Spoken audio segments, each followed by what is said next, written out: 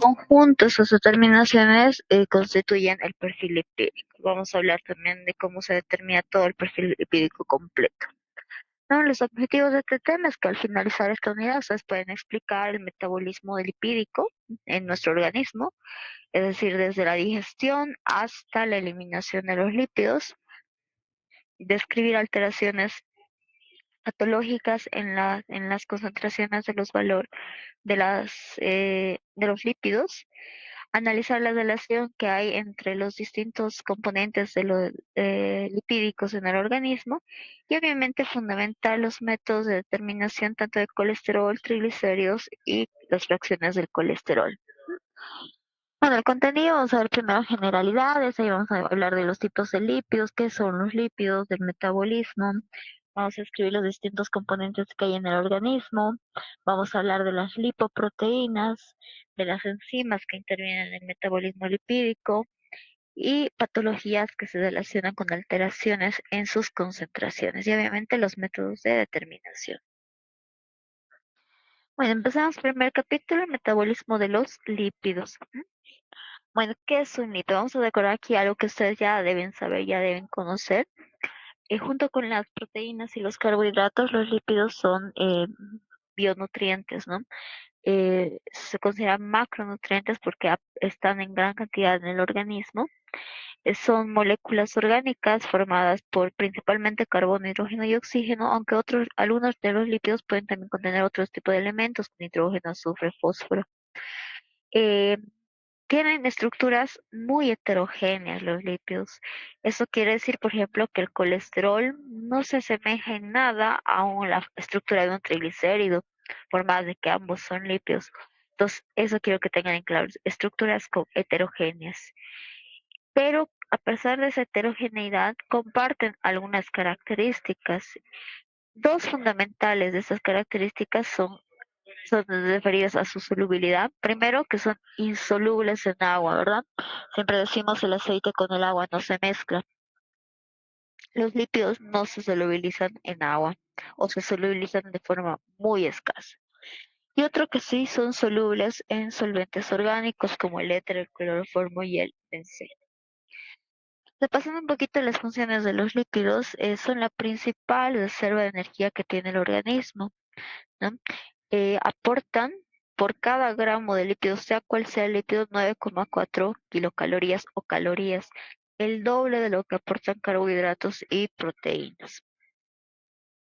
Aparte de esa función de reserva energética, también muchos lípidos, como los fosfolípidos, colesterol, forman parte de las membranas celulares, de las membranas biológicas, tanto la membrana citoplasmática como las membranas intracelulares. Y además que constituyen los triglicéridos un sistema protector y aislante térmico, los triglicéridos que forman parte del tejido adiposo subcutáneo. Además que son algunos precursores de hormonas, por ejemplo, las hormonas esteroideas, todas las hormonas esteroideas como la testosterona, el estradiol, la progesterona, derivan del colesterol. Bueno, vamos a ver los tipos de lípidos en el organismo, porque, o sea, si hablamos de todos los lípidos que hay, es una amplia variedad. Vamos a ver los más importantes del organismo. Uno, los triglicéridos, ¿no? Los triglicéridos derivan del glicerol, de la unión del glicerol, que es un alcohol triple con tres OHs, unidos unido a tres cadenas de ácidos grasos que pueden ser saturados, monoinsaturados o poliinsaturados. La sustitución del OH por estos ácidos grasos libres es lo que conforma un triglicérido. Son bastante apolares los triglicéridos, es decir, no se solubilizan en agua. El colesterol es un alcohol, si lo ven así, o sea, porque su grupo funcional es alcohol. Es una cadena cíclica o es una estructura cíclica formada por cuatro ciclos en los cuales algunos átomos van presentando distintas ramificaciones. El colesterol se puede esterificar con ácidos grasos también, y forman los ésteres de colesterol. Los fosfolípidos son compuestos anfipáticos, es decir, por una parte son polares, la cabeza tiene una cabecita polar y también tiene una cola apolar. Están formados también por el glicerol, derivan del glicerol, pero en vez de ser sustituido uno de los OH por un ácido graso, es sustituido por un grupo fosfato. Esta cabecita de que tiene el grupo fosfato es la parte polar del fosfolípido, mientras que la cola que tienen los ácidos grasos es la parte apolar o no polar insoluble en agua. Los fosfolípidos, ustedes deben saber, están constituyendo las membranas celulares, ¿verdad? Si hablamos y yo les pregunto qué es una membrana celular, ustedes que me van a contestar es una bicapa fosfolipídica, ese es su concepto, bicapa fosfolipídica, es decir, tienen dos capas de fosfolípidos, ¿no? ¿Y por qué estas dos capas de fosfolípidos? Porque se van agrupando de una forma bastante particular. Aquí ustedes pueden ver en este gráfico tenemos el espacio extracelular y el intracelular, si quieren, todo lo que es celeste. Tanto el extracelular como el intracelular están conformados ambos espacios por agua, ¿no? Entonces los fosfolípidos en las capas celulares se acomodan de tal forma que sus cabezas, que son polares, estén orientadas en ambas capas hacia el agua.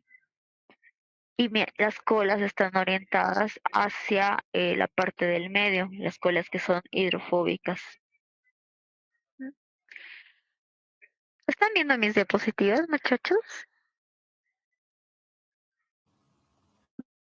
Sí, doctora. Ya Parece está bien. bien. Gracias. Bueno, esos son los tres lípidos más importantes y los que están presentes además en las lipoproteínas que después vamos a ver, ¿no? Colesterol, triglicéridos y fosfolípidos. Vamos a profundizar un poquito más sobre el colesterol y los triglicéridos, sobre todo en el momento. Ahora, si hablamos del metabolismo de los lípidos, tenemos que hablar de su digestión, ¿verdad? Los alimentos, los lípidos, nosotros, la mayoría de los lípidos de nuestro organismo los ingerimos, es decir, los obtenemos por vía exógena a partir de los alimentos. Y en el tubo digestivo sufre una serie de procesos hidrolíticos.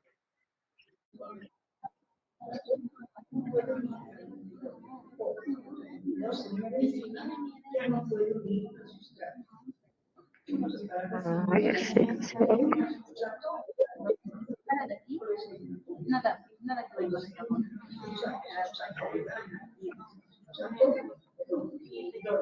por favor, Jacqueline, el micrófono ya, bueno, está silenciado.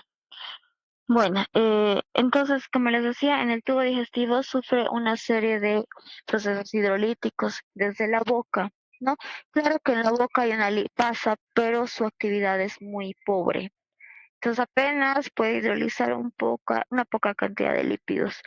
Ya pasa al estómago, actúa la lipasa gástrica, también con una actividad enzimática limitada, apenas un 10 a 30% de los triglicéridos van a ser digeridos a este nivel.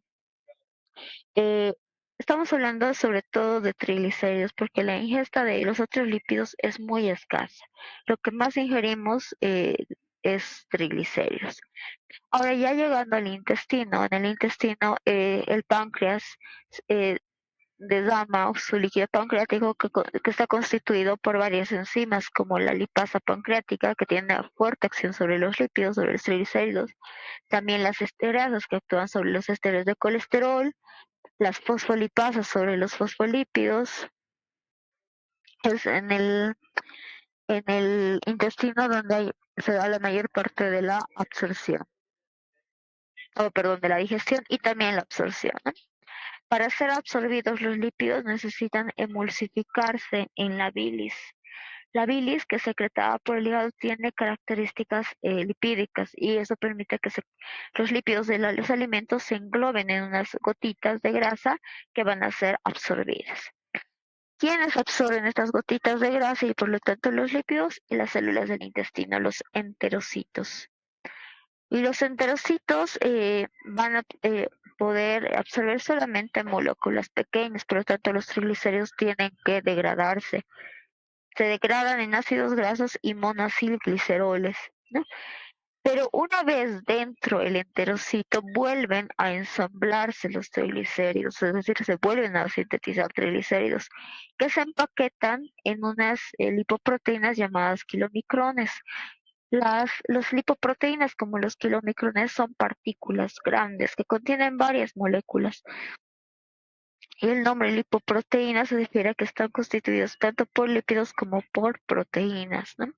¿Por qué estas lipoproteínas suelen surgir para el transporte de los lípidos? Porque de otra forma los lípidos no podrían transportarse en el plasma sanguíneo. Hace un momento les decía, una de las características que comparten todos los lípidos es la insolubilidad en agua. El plasma es prácticamente pura agua. Entonces, ¿cómo se disolverían los lípidos en el plasma? ¿Cómo se podrían transportar hacia los distintos tejidos a través de la sangre? No pueden, si es que no se unen a proteínas conformando las lipoproteínas. Entonces, en los enterocitos nacen los kilomicrones, partículas con principalmente material lipídico de tipo triglicéridos, muy poco colesterol y proteínas plasmáticas. Esos kilomicrones van a entrar a la circulación primero linfática y luego a la circulación sanguínea. Al atravesar los capilares sanguíneos, sus triglicéridos son atacados por una enzima presente en la pared capilar que se llama lipoproteína lipasa. Una lipasa que actúa contra los triglicéridos de las lipoproteínas. De modo que se van liberando ácidos grasos en los distintos tejidos para su depósito, ¿no? Por lo tanto, una vez que ha tenido acción la lipoproteína lipasa, ya no tenemos un kilomicrón como al principio, ¿verdad? Ahora es solamente un kilomicrón remanente o un residuo de kilomicrón. Ese residuo o kilomicrón remanente llega hasta el hígado y le entrega todo el material al hígado. El hígado, a su vez, se encarga de empaquetar material lipídico endógeno, es decir, de síntesis endógena, en otras partículas o lipoproteínas llamadas VLDL. VLDL significa lipoproteína de muy baja densidad, es su acrónimo en inglés VLDL, y las manda hacia la sangre. Nuevamente, estas VLDL tienen como principal componente a los triglicéridos, pero de síntesis endógena, y tienen un poco más de colesterol que los kilomicrones. Entran a los capilares sanguíneos y las lipoproteína lipasa otra vez es capaz de degradar a sus triglicéridos, igual que lo hacía con los kilomicrones, para permitir el depósito de ácidos grasos en los distintos tejidos que necesiten esos ácidos grasos. Entonces, una vez que tiene lugar esta actividad de la lipoproteína lipasa, ya no tenemos una VLDL completa, tenemos simplemente una IDL, que es la lipoproteína de densidad intermedia, una lipoproteína más pequeña que la VLDL porque ha perdido parte de sus triglicéridos. Esa IDL tiene dos caminos: o irse al hígado para su eliminación, o transformarse en la circulación sanguínea al perder aún más lípidos en LDL, la lipoproteína de baja densidad, la cual es la encargada de depositar principalmente colesterol en tejidos extrahepáticos. Ahora, y aquí no se ve en este gráfico, pero hay una lipoproteína que tiene una ruta inversa, que más bien va recogiendo los lípidos que han sido depositados por las VLDL y las LDL en los distintos tejidos para llevárselos al hígado y que el hígado pueda eliminarlos. Ese es el ciclo metabólico que cumplen los lípidos en el organismo. Entonces, algo que quiero que les quede claro: los lípidos no pueden transportarse libremente en el plasma, no pueden. Entonces, ¿qué necesitan? Necesitan unirse a unas proteínas en plasma y conformar junto a ellas las lipoproteínas. Entonces, ya profundizando un poquito más lo que son triglicéridos y colesterol, bueno, los triglicéridos, lo que normalmente nosotros llamamos o conocemos como grasas, aportan el 30 a 40% de las calorías en una alimentación occidental clásica o típica. Estas calorías, 30 a 40% de las calorías, 95% provienen de los ácidos grasos y el 5% del colesterol, no, perdón, del glicerol. Eh, Todas las personas tenemos una reserva de tejido adiposo conformado por triglicéridos, que dependiendo de la contextura física de la persona puede variar entre 5 y 20 kilogramos en los adultos, es decir, aquellas personas muy delgadas podrán tener apenas unos 5 kilogramos de tejido adiposo subcutáneo y las personas obesas pueden llegar a tener hasta 20 kilogramos de tejido adiposo subcutáneo. Ahora, para que se den cuenta un poquito de la cantidad que esto representa como reserva energética, una persona promedio que solamente tiene 10 kilogramos de tejido adiposo subcutáneo podría sobrevivir con ese tejido adiposo hasta 52 días sin probar ningún tipo de alimentos. Porque esos 10 kilogramos le aportarían un aproximado de 93.000 kilocalorías. Y suponiendo que es una persona que está en reposo, tiene una tasa metabólica de 1.800 calorías por día, es de lo que consume por día. Entonces las 93.000 calorías le sirven para vivir 52 días sin alimento. Es así de grande nuestra reserva lipídica. Claro que esto es teórico, ¿no? Sabemos que una persona sin consumo de alimentos 52 días ya no estaría vivo. Porque, ¿qué pasa? Al degradarse el tejido adiposo cutáneo para que el glicerol entre en la etapa en la vía gluconeogénica y genere glucosa, los ácidos grasos quedan libres y forman cuerpos cetónicos. Y los cuerpos cetónicos se acumulan a nivel del sistema nervioso central y ocasionan depresión de este. Que la persona primero entra en un estado de coma y luego puede llegar a morir, ¿no? No puede una persona sobrevivir tanto tiempo solamente a expensas de sus lípidos. Bueno, el metabolismo de estas grasas de los triglicéridos incluyen estos procesos. Primero, la digestión a través de las lipases, tanto salival, gástrica como la pancreática. Luego, la absorción de los compuestos de productos de la degradación, que son los ácidos grasos libres y los monoacilgliceroles. Y obviamente el posterior transporte de estos triglicéridos hacia distintos tejidos, ¿no? Ellos, el organismo genera energía metabólica a partir de la grasa que consume con los alimentos y también la que está depositada en su tejido adiposo. Siempre que haya exceso, que no se hayan quemado todas las grasas que una persona ingiere, estas van a ir a formar parte del tejido adiposo subcutáneo. Bueno, los triglicéridos, como ya habíamos dicho, están formados por glicerol y por ácidos grasos, la unión de estos dos compuestos. Ahora, los ácidos grasos que conforman los triglicéridos difieren, no son todos iguales, sino que son diferentes, tanto en longitud como en la cantidad y tipo de enlaces que presentan. Un ácido graso estándar es una cadena hidrocarbonada, es decir, carbono e hidrógeno, no presenta ramificaciones y tiene un grupo carboxilo en un extremo, por eso es ácido graso, por presentar ese grupo carboxilo.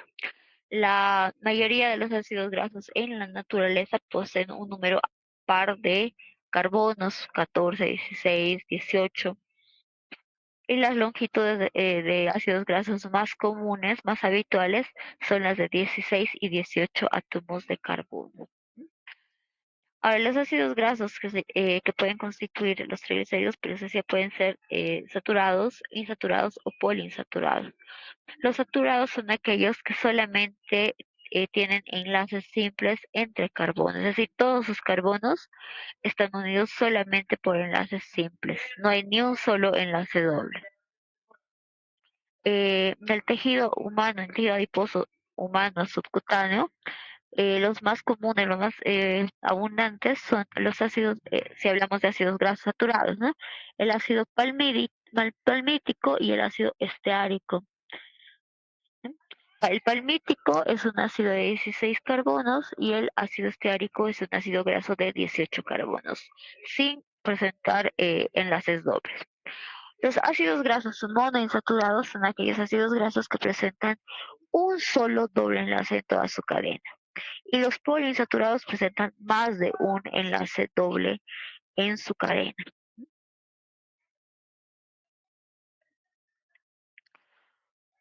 Aquí vemos la frecuencia o la abundancia en cuanto a los ácidos grasos en el tejido adiposo humano.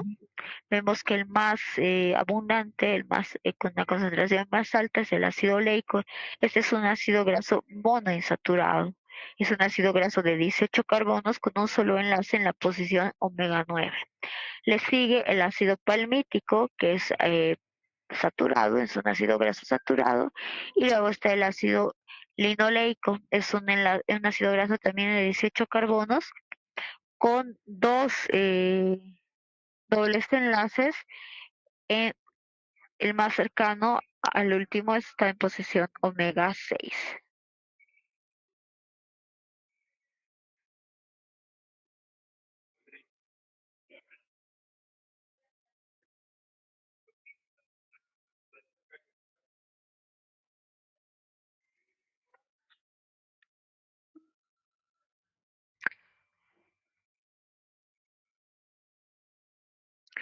Bueno, aquí vemos, esta es una nomenclatura, tal vez esto no sé si ya eh, lo han visto ustedes, bioquímica, es la nomenclatura que se les da a los ácidos grasos monoinsaturados y poliinsaturados.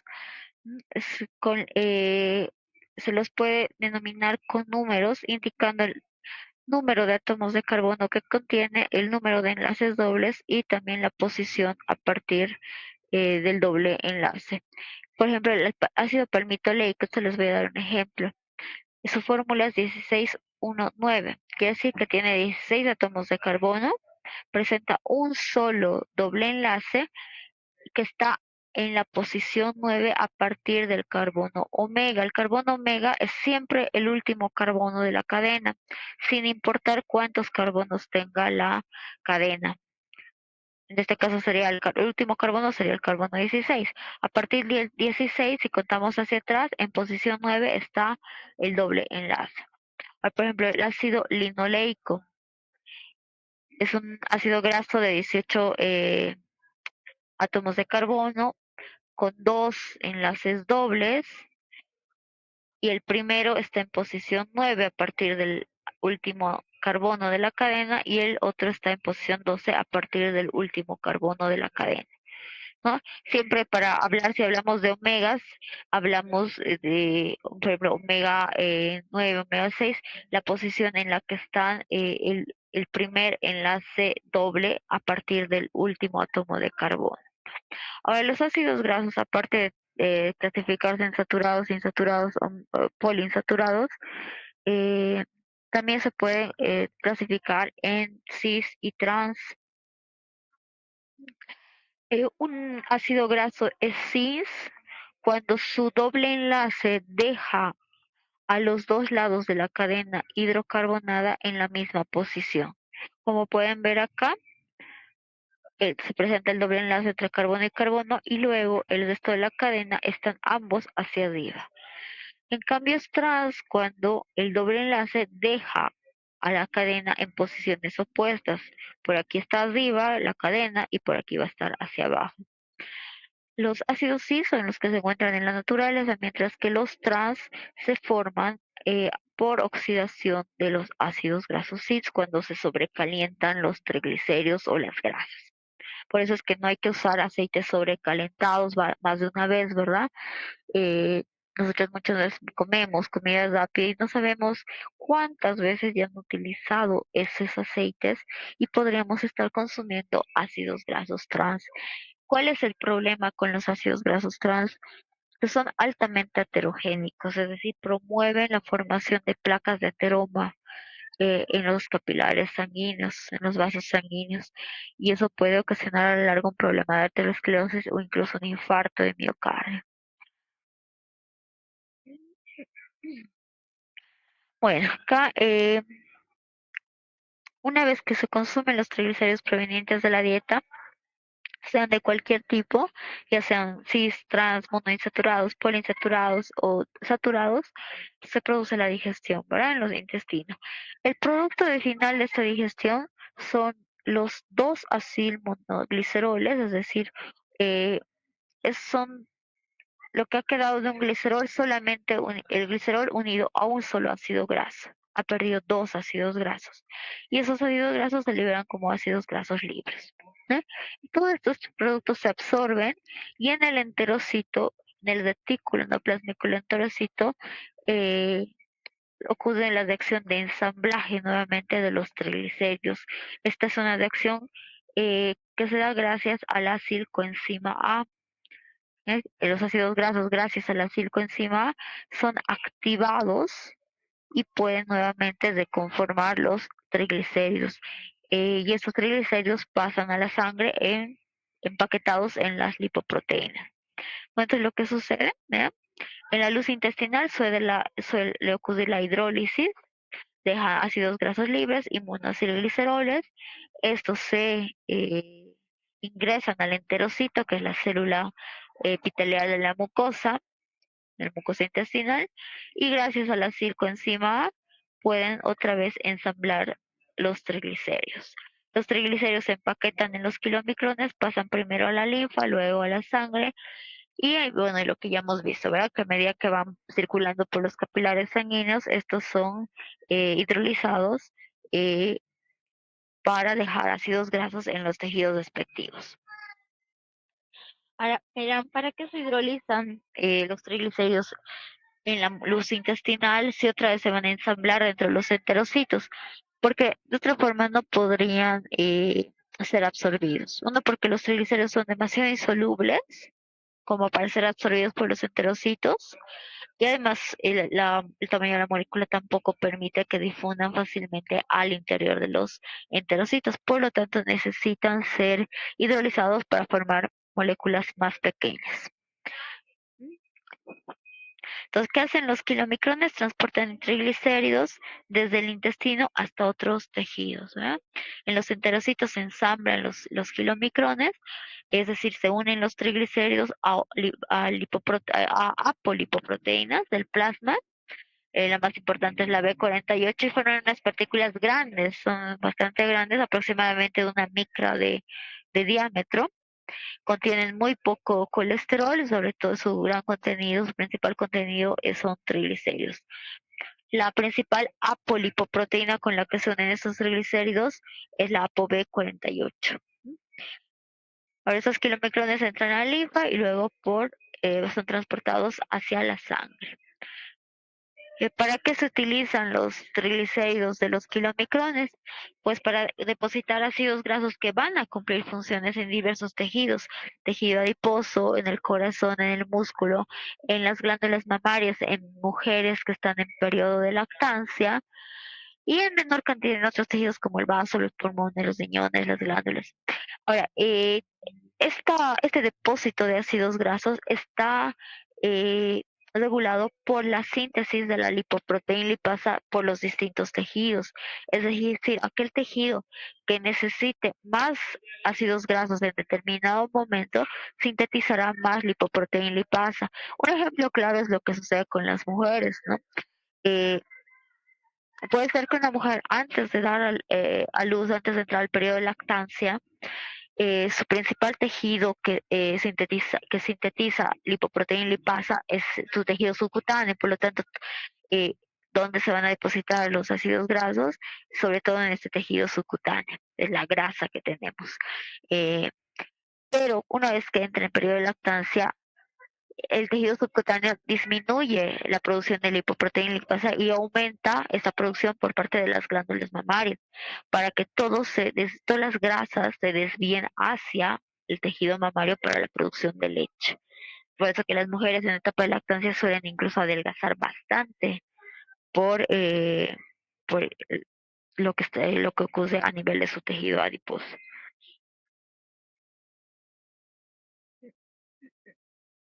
Ay, perdón, chicos.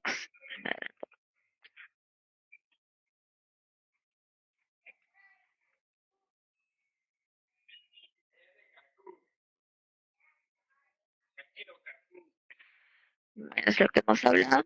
Ahora vamos a hablar del colesterol. El colesterol es una molécula lipídica también, pero a diferencia de los triglicéridos es un ciclo.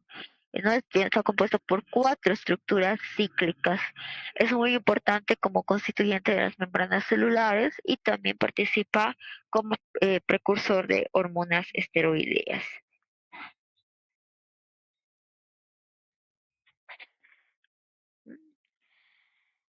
Ahora, la cantidad de colesterol respecto a la cantidad de triglicéridos que hay en el organismo es extremadamente ínfima, ¿no? Decíamos, una persona en cuanto a triglicéridos puede acumular entre 5 a 20 kilogramos solamente en su tejido subcutáneo. En cambio, en todo el organismo apenas hay unos 140 gramos de colesterol. La mayor parte de este es libre, no está unido a ácidos grasos y una pequeña cantidad sí está esterificado. Es poco soluble en agua, apenas su solubilidad llega a los 0,2 miligramos en 100 ml de agua a 25 grados, ¿no? Eh, con esta solubilidad no podría circular libremente en el plasma, ¿no? Entonces tiene que ser transportado también por las lipoproteínas.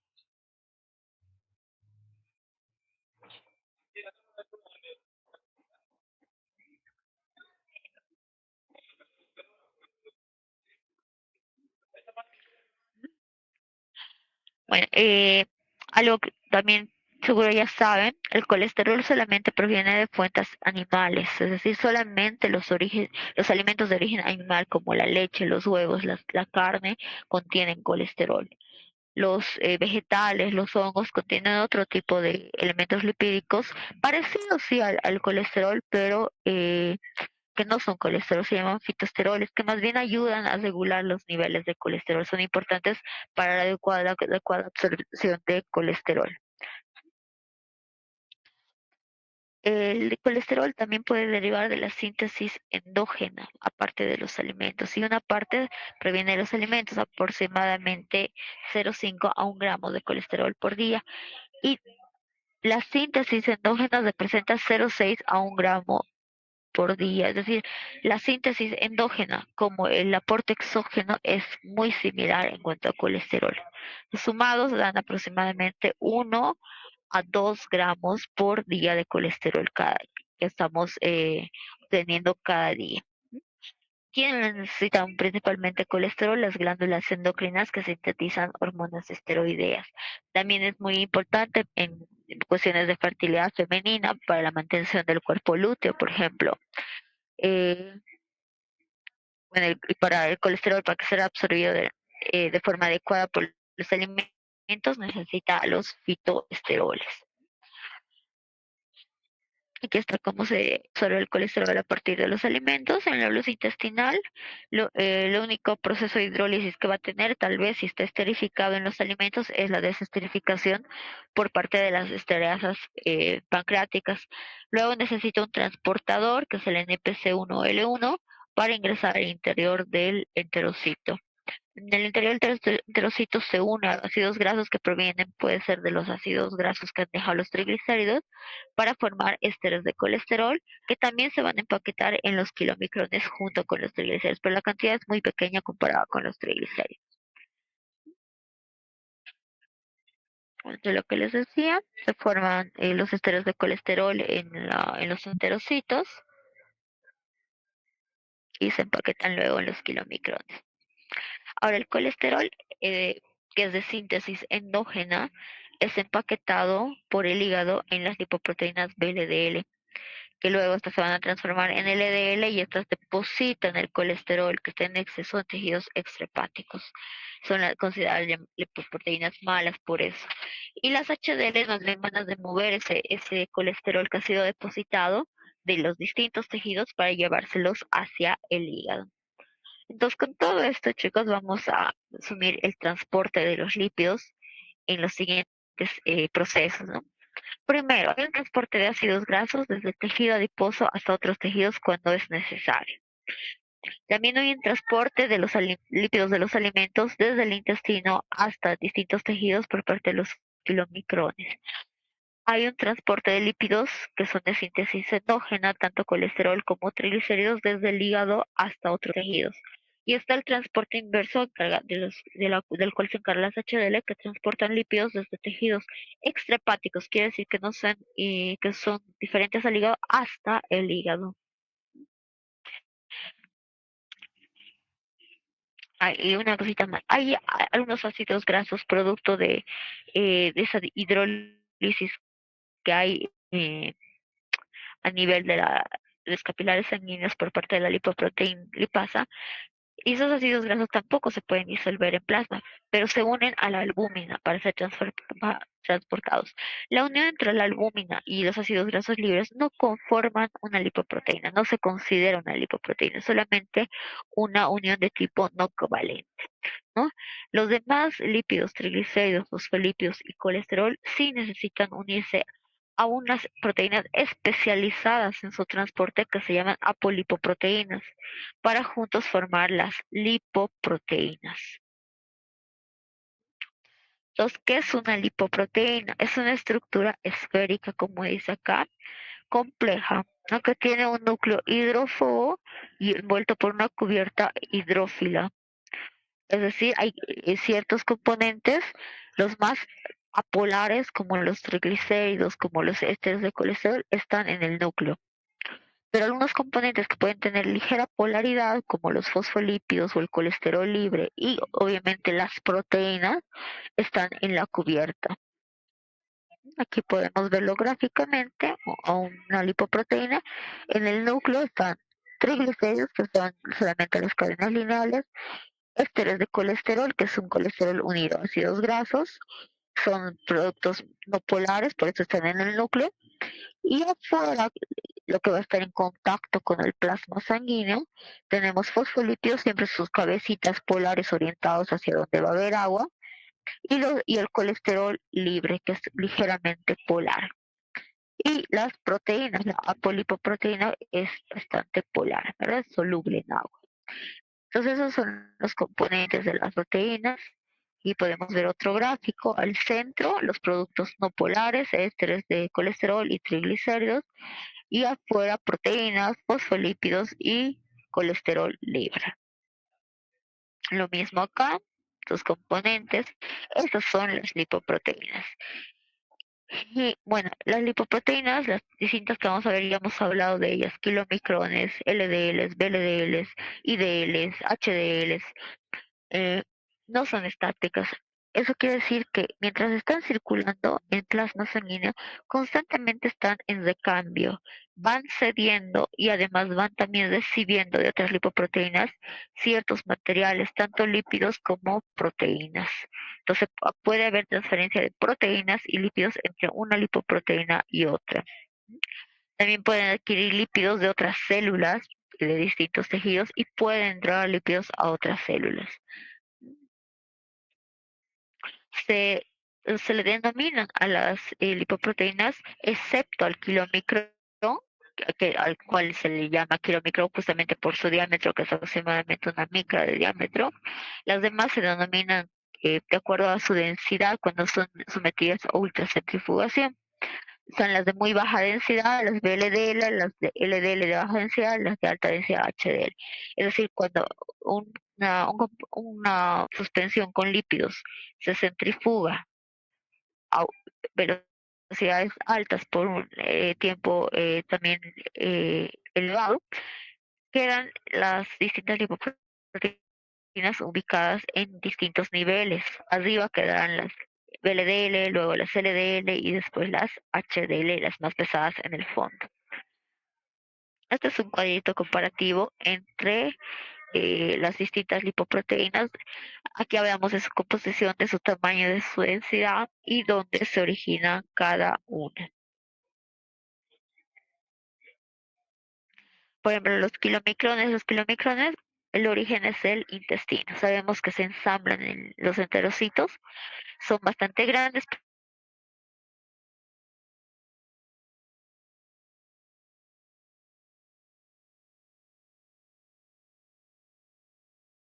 metros de diámetro, la densidad de metro cúbico y su composición, ¿no? Tienen muy poco proteínas, el principal componente son los triglicéridos, 86%, poco fosfolípido, poco estrés de colesterol y poco colesterol libre.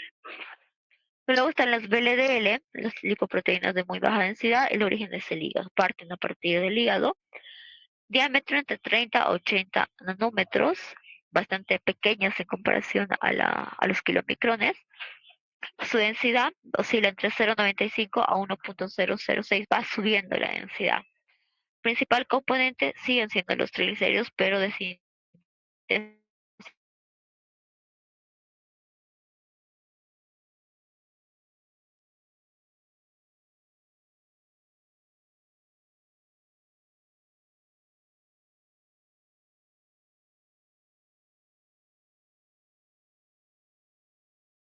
componente triglicéridos y ésteres de colesterol son los dos principales componentes. Las lipoproteínas de baja densidad, origen, las VLDL y las IDL, diámetro más pequeño, 20 a 25 nanómetros, densidad más alta, 1,019 a 1,063, principal componente, los ésteres de colesterol. Luego están las lipoproteínas de alta densidad, bueno, ellas se originan en el hígado y en el intestino. Podemos describir la HDL2 y la 3 con diámetros similares, ¿no? Podemos en un término medio de 5 a 12 nanómetros es el diámetro de las HDL. La densidad promedio también es de 1,063 a 1,210, las más densas. Y los principales componentes, proteínas, proteínas y fosfolípidos. Muy poca cantidad de triglicéridos, fíjense. Aquí para que hagan la comparación de tamaño de las lipoproteínas, los kilomicrones son grandes, menos densos que el resto. Luego están las VLDL, las IDL, las LDL, y las más pequeñitas y más densas son las HDL. Este cuadrito compara las apolipoproteínas de cada una de las lipoproteínas, ¿no? Es decir, la parte proteica. Apolipoproteína es la parte proteica de la lipoproteína. Los kilomicrones tienen como principal proteína a la B48. Tienen también algo de A1, C2 y E. Las liproteínas de muy baja densidad, principal apolipoproteína, la B100, igual que las LDL, la B100, y las de alta densidad, y justamente las apolipoproteínas que le permiten retirar el exceso de lípidos son la A1 y la A2. Entonces, ¿qué son las apolipoproteínas? Son el componente proteico de las lipoproteínas, la parte proteica de una lipoproteína, ¿verdad?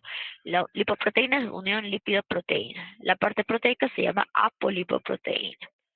Sus funciones, el mantenimiento de la integridad de la lipoproteína, de la estructura de la lipoproteína, es lo que le da rigidez a la lipoproteína. Después también permiten regularizar la actividad de ciertas enzimas sobre las lipoproteínas, entre ellas la lipoproteína lipasa. Y a través de las apolipoproteínas, muchas lipoproteínas son reconocidas por distintas células, como las células del hígado, por ejemplo, para ser endocitadas en su interior. Es decir, el hígado, un ejemplo, tiene un receptor para la ApoE. Entonces, muchas lipoproteínas que tienen ApoE van a poder unirse al hígado y ser endocitadas por los hepatocitos mediante esta unión con la ApoE. Acá está un cuadro comparando las apolipoproteínas. La 1 y la 2 son principalmente de las HDL, ¿no? Pero puede haber intercambios a lo largo de la circulación con kilomicrones o con VLDL. La B48 es principal componente del kilomicrón, la población de la VLDL y LDL. La C1, C2, C3 de ellas son otras apolipoproteínas que más le van a dar la rigidez a la estructura de la lipoproteína.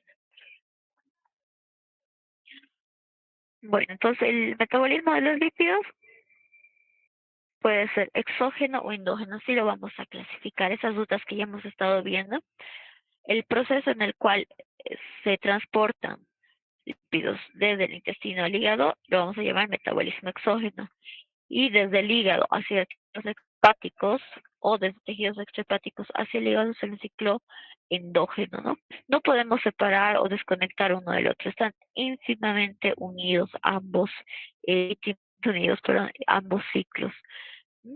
Y enzimas muy importantes en estos ciclos son la lipoproteína lipasa de los capilares sanguíneos que participan en ambos ciclos, tanto exógeno como endógeno, y otros la lecitina colesterol aciltransferasa, que es la encargada de esterificar y desacidificar al colesterol.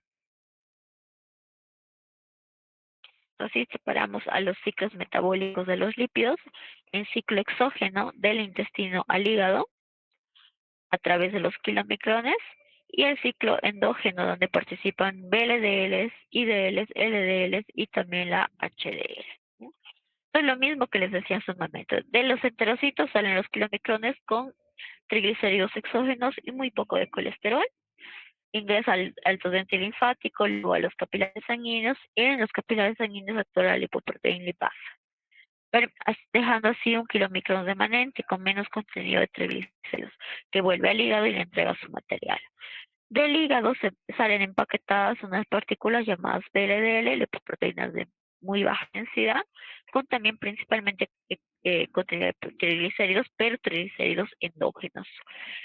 Viajan por la circulación, nuevamente son atacados por las lipoproteínas lipasas, se convierten en IDL al perder triglicéridos y siguen perdiendo estos triglicéridos, se transforman en LDL o pueden volver al hígado y unirse a través del receptor para la PUE para ser endocitados.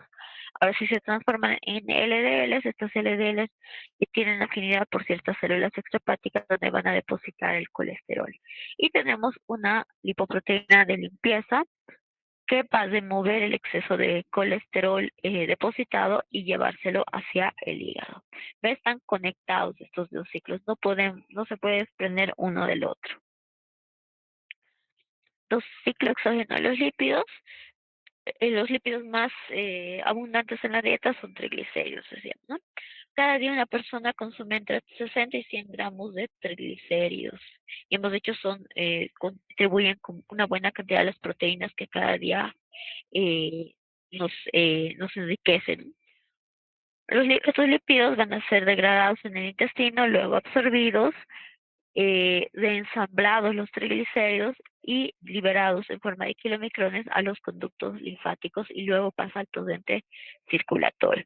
La enzima que va degradando gradualmente los triglicéridos es la lipoproteína lipasa en los capilares sanguíneos, dejando solamente remanentes de kilomicrón, pues parte de sus lípidos ya ha perdido.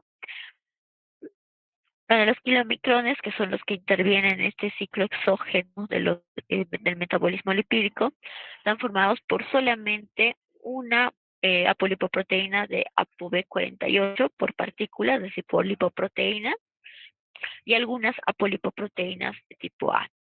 A medida que va circulando en el torrente circulatorio, las HDL le pueden donar ApoE y ApoC a los kilomicrones. También al final va a tener ApoE y ApoC.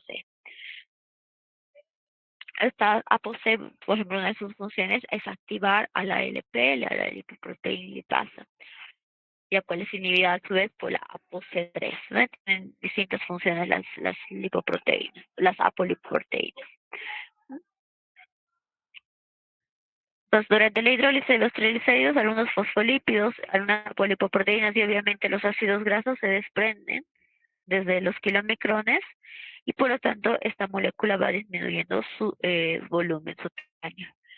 Entonces un kilomicrón, que era una partícula muy grande que podía medir hasta una micra de diámetro, se ha convertido en una molécula o una partícula mucho más pequeña, que es el kilomicrón remanente, que con la ayuda de su unión mediada por la ApoE, se va a unir al hígado, a los receptores para ApoE del hígado y para entregarle el material lipídico. Los kilomicrones alcanzan su máximo en el torrente sanguíneo en sangre aproximadamente 3 a 4 horas después de una comida alta en grasas. Después de este tiempo ya no se encuentran kilomicrones. La presencia de kilomicrones hace que el suero de un paciente o el plasma de un paciente se vea turbio. Entonces, si nosotros aquí, por ejemplo, saltamos un poquito. Si ustedes tienen un paciente y le preguntan si ha hecho ayuno y les dice sí, pero su suero está lipémico, ese paciente les está mintiendo. O es que tiene una dislipidemia. Pues si ven un suero lipémico es porque ese paciente hace 3 o 4 horas ha consumido grasas. No está en el ayuno que ustedes le pidieron para los análisis. Bueno, aquí vamos a ver que la circulación del kilomicrón sale de la célula intestinal, entra a los linfáticos, en la circulación sanguínea y al HDL le va donando otros tipos de apolipoproteínas, aparte de la que tenía inicialmente, que es la POB48. Luego, por acción de la lipoproteína lipasa, va quedándose sin triglicéridos y se vuelve una molécula más pequeñita. Hablamos de manente de kilomicrón, cual la unión al receptor para la APOE, como este de kilomicrón tiene apolipoproteína E también, se une a la célula hepática o hepatocito y es endocitado. Y así acaba la vida del kilomicrón. Ese es el ciclo exógeno, muchachos. Ahora, el ciclo endógeno de los lípidos. Bueno, acá el hígado sintetiza partículas de VLDL, ¿no? Lipoproteínas de muy baja densidad, que igual que los